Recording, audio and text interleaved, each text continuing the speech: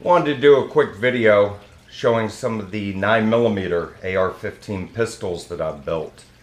And I think without question the MP5 is pretty much the pinnacle standard for that type of a firearm. The roller lock delay system is pure genius and really an engineering feat. There's a reason these have been around so long.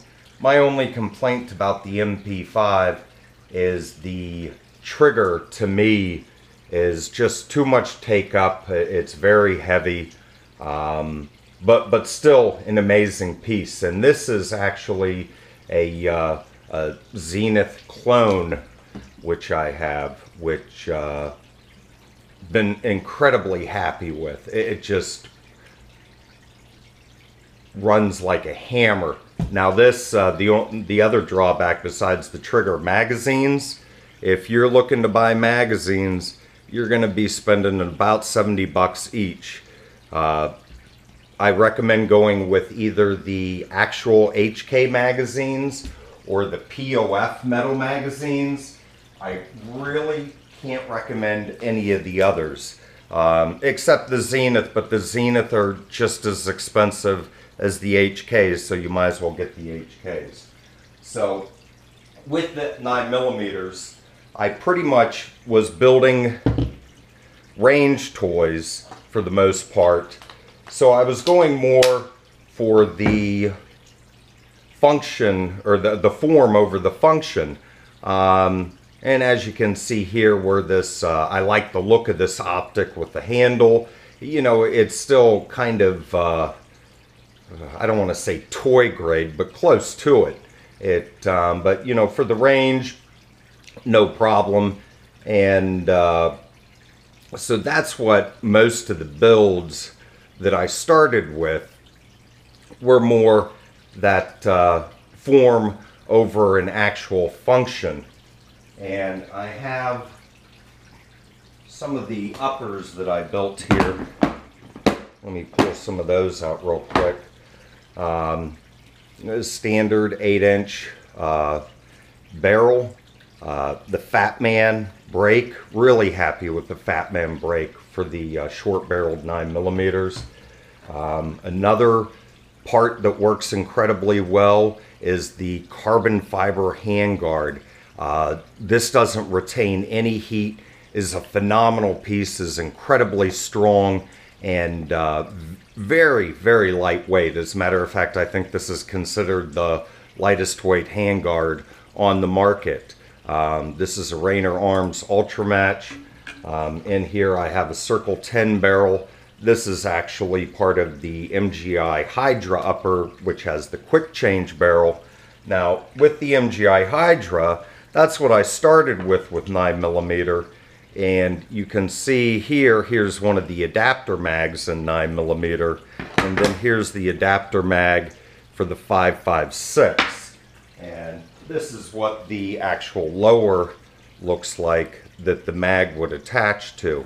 I started with that, but after I found a 9mm adapter that was being sold by Precision Firearms, I didn't feel that it was necessary to go with the MGI Hydra setup. Is awesome. You know, I've had great function with this, never any problems, worked incredibly well.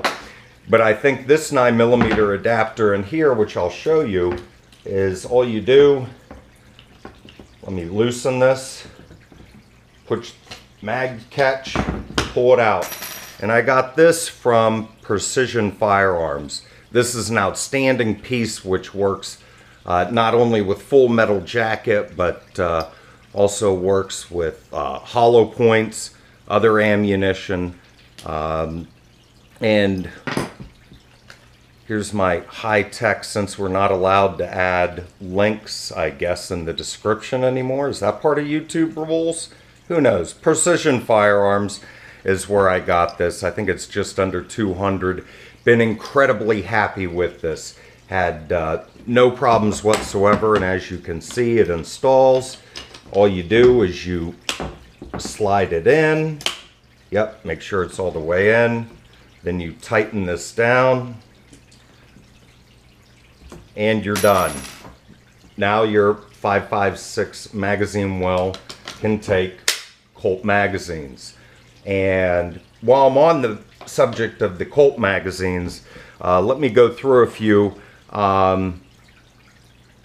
Never buy these polymer magazines. I mean, they look kind of cool for displays, but really, in my opinion, I wouldn't waste your money on them. Now, if you're just going to the range, then I would say that the ASC or Stoner magazines, which this is one of them right here, they're acceptable for the range. But if you're doing anything more than that, if it's for defensive purposes or if it's for competition shooting, my recommendation is the metal form magazines. These are just as good as the Colt. I have both a bunch of these metal forms and the actual Colt magazines. And quite honestly, these being about $20 cheaper than the Colts, I would get these. Apparently, this is the same manufacturer of the Colt magazines, but just the night and day difference of operation compared to the ASC or Stoner mags here that are metal. And I like these mags, the Stoner ASC. I have a bunch of them, but again, if it's a competition or defensive purpose, I would use this because just it's incredibly smooth operation and better reliability, and without question, worth the money. So let's get into the couple of builds that I've done recently where I tried to meet form and function.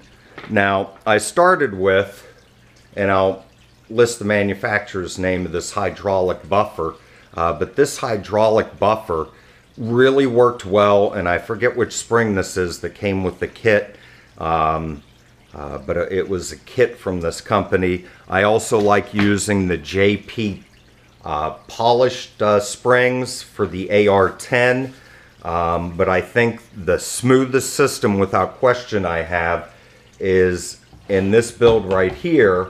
I have a JP bolt, and you probably won't be able to see that with the lighting, but the JP 9mm bolt, which is hollow, doesn't have the weight in the back, which allows for the silent capture spring. And you can see this one has 3 tungstens for the 9mm, and I'm using the red spring. I have the spring kit so I can finer tune it, but that's something else.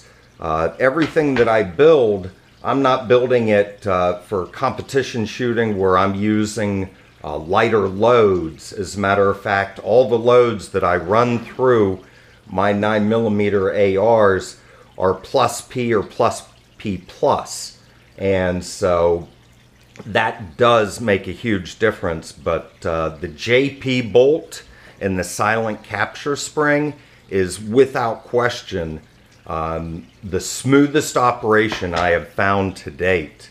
And let me go over this build real quick. This is actually just a Spikes tactical lower, and I've had really good luck with Spikes tactical lowers. They're incredibly reasonably priced. You can usually get some sort of, they have various logos they do, from the Snowflake, Punisher, waterboarding instructor, etc., etc. Good sense of humor on these guys, and never had any trouble with them. They work incredibly well for the builds that I do. For the upper, this is an Odin Works, and this is also an Odin Works handguard, which has kind of a hex pattern to it. And I really like that because I wanted to be able to see the red carbon fiber cover for the BSF barrel. And I'm not sure if that's going to come through. But with this one, I have the Fortis muzzle brake with the blast shield on there, and or control device, I guess is what they call it. So let me take that off so you can see what that looks like. Now I have yet to shoot this one to do a direct comparison against the Fat Man muzzle brake, but I'm really interested to see, with everything the same, the spring and bolt, the only difference being a muzzle brake, is which one's going to perform better, the Fat Man or this Fortis. Love the look of both of them, and it's pretty awesome that this one comes with the control shield if you have people shooting next to you. And let me go over a couple more items. The extended bolt release by Phase 5 to me is a must. I think it adds incredible ergonomics and speed to anything that you're doing. Also, I originally had different low profile handguards, but I like using the Magpul AFG 1s just because it comes around a little bit, protects your palm a little better. It's for me it's got a really nice feel, works as a great hand stop, and it's basically just a rail on the M-LOK system, and so it almost gives a floating appearance on the pistol here. But I think it worked really, really well. And then I forget who makes the handguard here, but wanted to imitate the hex pattern that I have in the handguard on the grip here, and then a couple of red accents. But that was a pseudo race gun that I built. Then I wanted to build one that would be more of a workhorse type of a build, which would be just incredibly, very basic, but incredibly sturdy. And so with that one, I have the Bloodline barrel. I think it's a 5-inch. The Fat Man brake.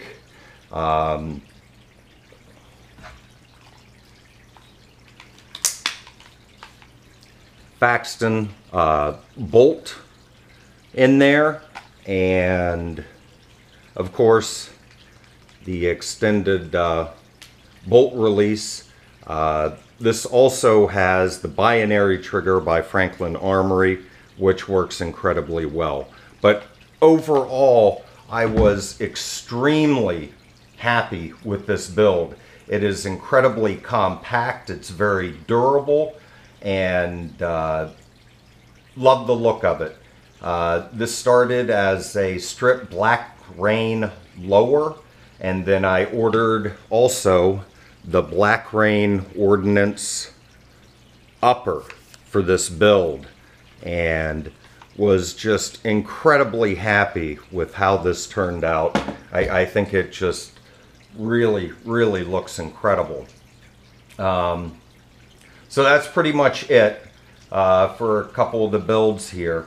And if you have any recommendations of muzzle devices, bolt carrier groups, spring setups for running hot loads and 9mm through an AR build, please let me know, because I'm always interested. Looking to make the shooting as flat as possible and as smooth as possible. And like I said, so far I still have to compare the Faxton to the Fat Man for the muzzle brake, but the silent capture spring, that operation is just smooth as butter for the plus P plus loads, and really makes an incredible difference. So again, if you have any questions or comments or input, please let me know. Thank you.